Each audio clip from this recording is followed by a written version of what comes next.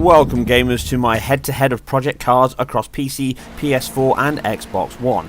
Revved up for another titanic battle of screeching tyres, bouncing rev limiters, fairing scraping action with the petrol-fumed air rich in adrenaline, which we now have a chance to play the long-delayed project cars from Slightly Mad Studios. Being one of the most infamous games that was funded by the community, it has had a long and at times tumultuous development cycle, showing big budget, small budget or crowd budget developing always throws up challenges and delays.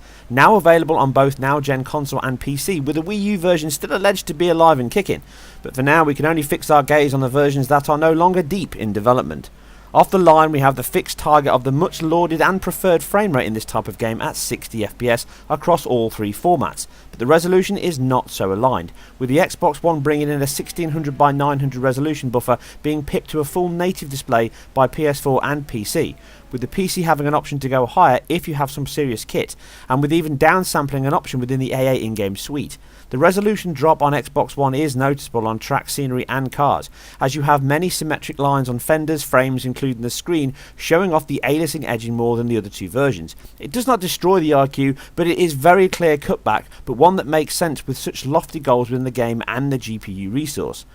And it is not only the content that is full, but the options. Having this many visual options in a console game is commendable, with all post effects able to be turned off, along with bloom, lens flare, varied levels, water droplets, field of view, head bobble from wind blast and even heat haze, all customizable within the option screen. The only small niggle is that changing these can result in a 10 to 20 second delay at times on Xbox One as it restarts the DX render state. On PC you are forced to quit the game and reload for changes to take effect. The PS4 is only a second or so to save. SMS have excelled with such a vast selection of options within the game, and it is very welcome and worthwhile. Do not worry if the sight of a radio button or scale bar is off-putting, as you can still happily ignore the switchboard entirely and blast straight into the game. PC players get to select from an even greater pitbox of options. Sorry, couldn't resist that. That has all the selection from both consoles, along with additions like resolution, motion blur strengths, shadow quality and anti-aliasing options, with MSAA being an option, with low and high followed by an extra FXA section and SMAA, post-processing, to help on the missed areas like shader work on specular, ignored by the render options. And this is where we see some larger changes in the game across platforms starting to appear. Aside the resolution drop on the Xbox One, the frame rate can also be lower on average than the PS4. But this is not a testament to the PS4 or PC version, as by default on PC and consoles, with no option to turn off VSync at least, this allows the frame rate to be higher than if the frame delivery was locked to the refresh rate of the display, which is managed at 60Hz as a base in most sets, but this is not really a fixed or standard rate anymore, and by a product of old legacy NTSC rates with PAL and CCAM etc. being 50Hz as a base. Most modern TVs can set a rate from 24, 25, 50, 60 and multiples thereof as you go higher. Monitors can go higher still, and then you get newer options like AMD's FreeSync or Nvidia's G-Sync, which allows the display to refresh as often as the GPU does, removing this restriction. But this is an article for another time. Now, I am not a fan of tearing at all and always enable VSync or use borderless window mode in 7, 8 or 10 to get effectively forced buffering to stop this from happening. But the decision to do this here is understandable, as this allows input latency to start off or very close to the optimum level, and more importantly consistently throughout play, vital for such millisecond needed skills, although far from as critical for the average or even above average player as believed. As I have a large passion for motorsport, but mine is of the two-wheeled kind, and have first-hand experience racing on track, in video game form this is much slower and hugely safer, luckily. Within normal and very in-depth career mode, the car limit is set at 20 cars, and this limit, along with how the weather plays out, can have an effect on the amount of tearing and frequency of this happening. Here with the like-for-like examples on both consoles and my medium range 7870 with FX 8350, with a VSync on we can see that around Brno, with a 25 car limit on track, the PS4 handles it around the high 50s when it starts to tear. The Xbox One is more towards the mid 50s and the PC is around the low 40s or just under at the same setting as consoles, aside the 900p resolution. It allows, as I say, the control to feel reasonably solid, but the tearing is very noticeable when you have long open views with 8+ cars ahead streaming into the distance. This improves the further through the pack you climb, and when out in front on both consoles, it keeps very close to the 60 target consistently well on both machines. But the medium range PC can still tear even when out in front, occasionally more than the console. But the high end machine of my i5 4690 and GTX 970 has no such drama. At the same setting as console, aside some changes I will detail shortly, it can hold the 60 target pretty much flawlessly, with only minor tears and dips at points, as weather kicks in being an example, but this runs across all versions no matter the hardware. But this is expected of such a machine at these levels. But in heavy play like here in Le Mans at high settings, not ultra settings, it can still dip to the 40s. It is a true made for PC game that allows you to ramp up the settings well above console in some areas so long as you have the power. But the game scales well across hardware and allows you to bump up resolution if you so desire, along with high levels of motion blur, AA and elongated brake light reflections on the track that are absent from both console versions. It must also be noted that AMD cards suffer more than Nvidia ones, with even the 750 Ti handing in a better showing on the game than my 7870-8350 machine, which is ludicrous. But this is an Nvidia linked game, so this may have helped or hindered AMD, who have commented that they are working on a driver update, sorely needed with a better console version performance, proving the hardware is not the direct issue. Further down the scale, my low-level A10 APU with onboard R7 GPU does its best to keep up, and despite coming in a distant last of course, it does a fair job of emulating its bigger siblings. Dropping resolution to 1360 by 768 and turning all settings to low but leaving post-FX on, including low motion blur, helps keep the action as smooth as possible. Hovering around and just below the 30 FPS range, it is a decent delivery on such hardware and shows that the AMD powered APU can still handle modern games in a cutback format, including some much needed motion blur, with a cap to 30 being the best aim ear as well. Also absent is a very meaningful level of motion blur on PS4. Here you can see when I spin the camera around on Xbox and PC, you can see a sufficient level of blurring on background objects and roadside scenery as they hurtle past. The PS4 only seems to have the addition of a post-processing form of SMAA running that smooths out any temporal aliasing between frames, by merging the previous frame buffer with the new one, from distant or thin objects. It also adds the smoother, more natural look to the image over the very clinical and crisp displays from Xbox One and PC, even when this is on.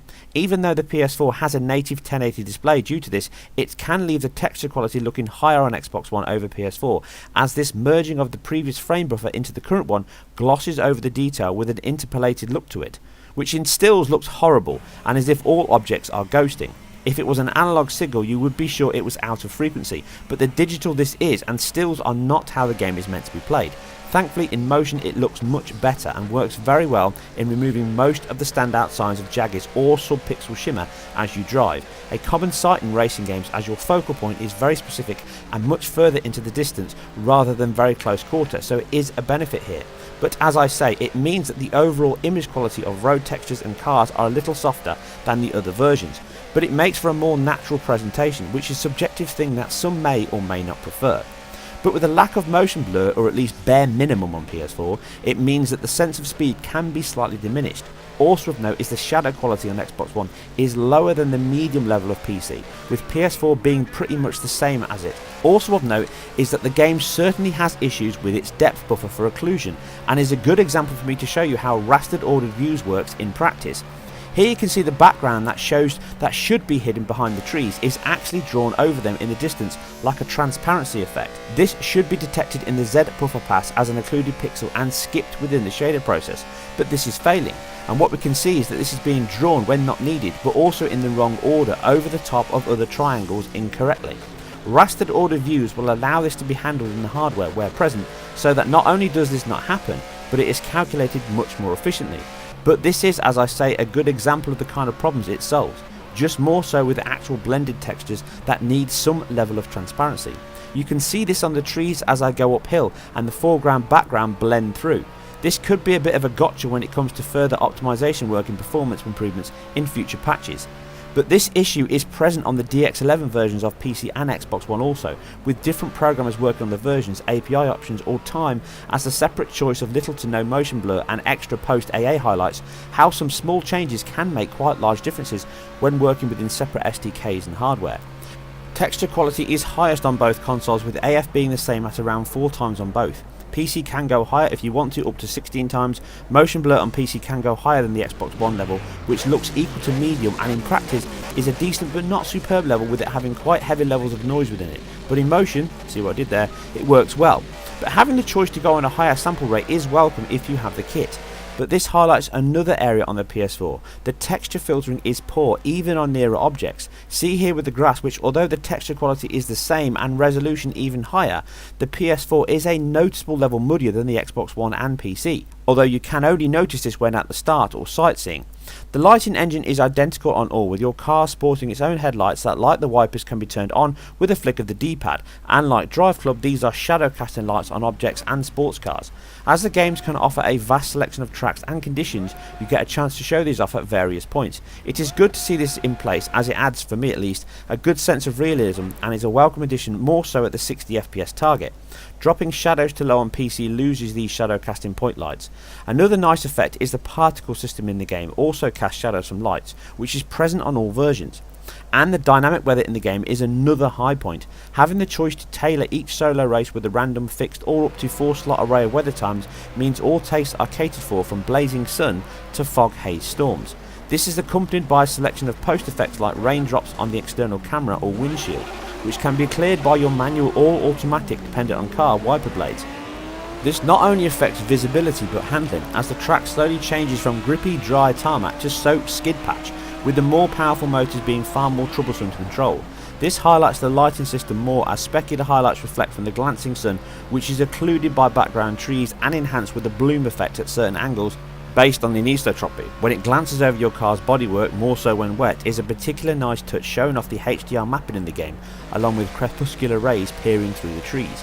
An external raindrop effect runs on all that also refracts the background through it, similar to Drive Club on PS4, but unlike this on both consoles, it loses the doff effect over it, making it look a little more bland. On PC it does have this subtle effect, which is a nice addition that may get patched in later.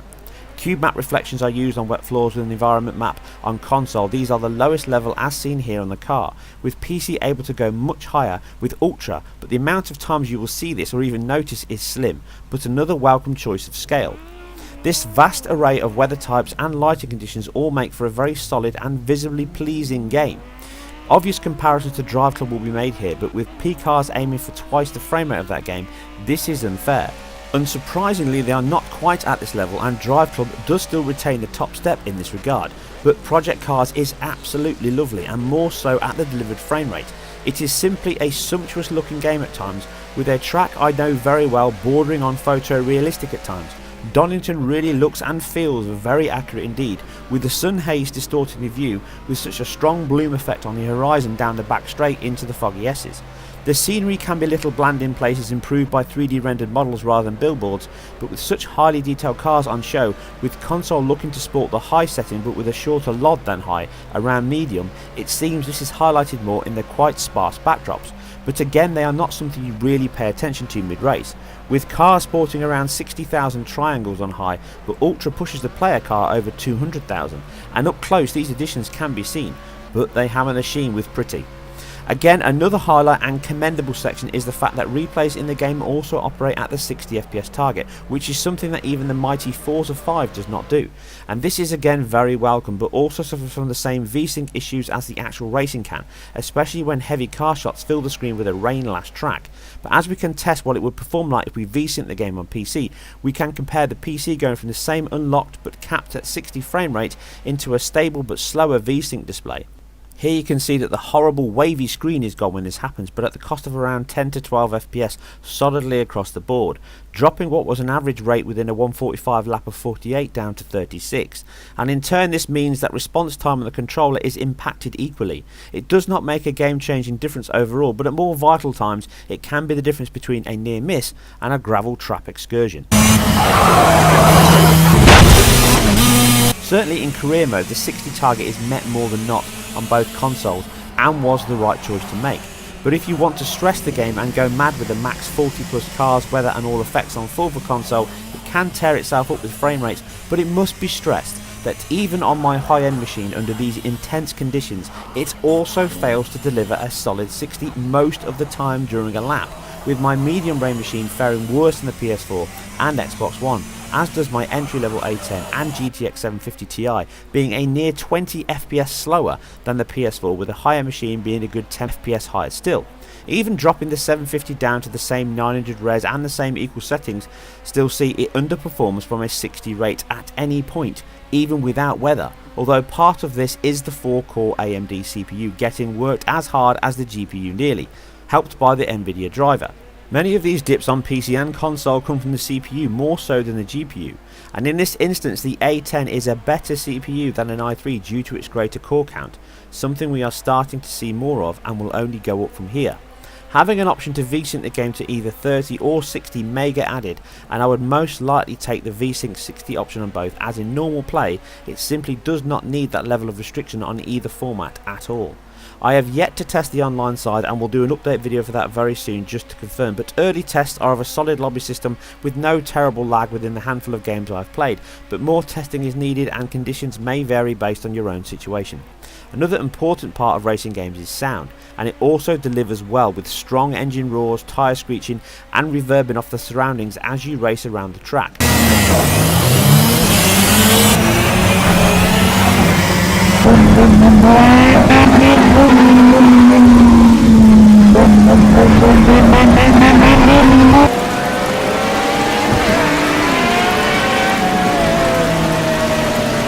Muffling the sound as you jump into helmet cam.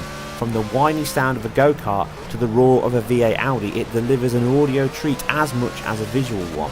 This is also complemented by a rich soundtrack from driving tunes and emotional orchestral tracks as you heard at the intro, and a very solid delivery and welcome within the menus to gear you up for the action. Slightly Mad Studios have done a great job of delivering a tech-heavy game that stands well up to bigger studios coming from its crowdfunding source. It is a game that wears its developers' love for racing and racing games on its sleeve, with a decent performance across consoles and PC at the difficult 60 target, with some minor omissions on slightly dated and random dock work at times that can affect textures unevenly, resulting in a slightly odd and dated look in it in practice. The helmet cam, my preferred view, is the worst offender on this, with parts of the car or rear view mirror losing focus on occasion, which can be a minor distraction. The PS4 version seems to be slightly behind or taking a subtle alternative route of development, with some effects missing or being buggy, aided by an additional AA effect that works well to improve the image at the cost of a softer display. It would be a good option to add this frame buffer interpolation addition as an option to turn on or off, along with the compensating motion blur bump. Although the clean image is good, the double image on most of the frame can leave you thinking you have double vision at times, and a choice to remove and sharpen the image at the expense of more aliasing would be very welcome. Let's hope Slightly Mad Studios watch this video. The Xbox One delivers a solid racing game that has to compete against Forza 5 and Drive Club on consoles, and does a great job with it having a lower resolution and performance on X1, added to by having the clearer texture quality at the expense of a more noisy temporal display that highlights its non-native display more so. Even with its great EQAA solution that is the same on both consoles, and the nearest AI on PC is the 2x MSAA.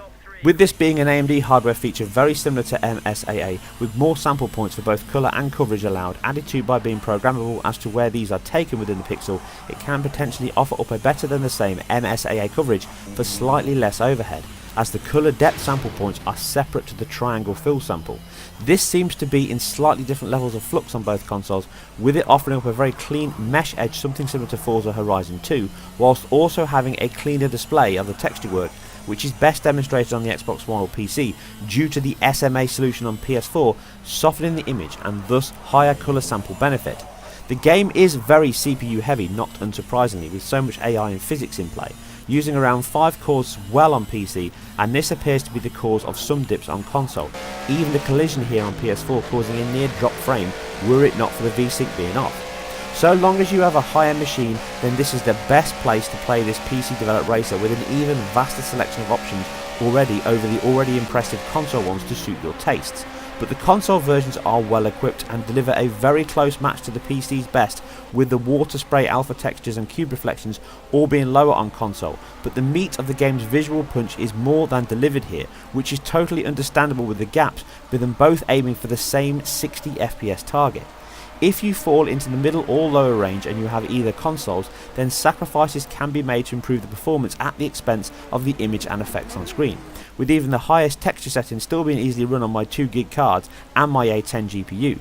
My GTX 750 Ti is more suited to a locked 30 rate if you want the effects. If you don't like the constant fluctuating frame rate, or turning all the post effects off and dropping some settings to low to achieve a more solid 60 aim. But both consoles have delivered an impressive racer that has been ported well at a high target frame rate. That it fails to deliver on a locked 60 on most modes or hardware is a shame, with the engine seeming very stressful in all guises, but is close enough in most regards to not be an issue, with the console versions being a choice between if you prefer a cleaner but more shimmering display over a softer but far more solid IQ, and performance benefits also being slightly better. All in all, an impressive, in-depth and immersive racer that apportions itself well into the upper echelons of rival top-tier podium level races. I hope you guys and girls enjoyed this. If so, then please hit that like and subscribe button. It really helps me immensely. I appreciate all your feedback. Please leave it below. You guys and girls take care, and I'll see you very soon on the next one.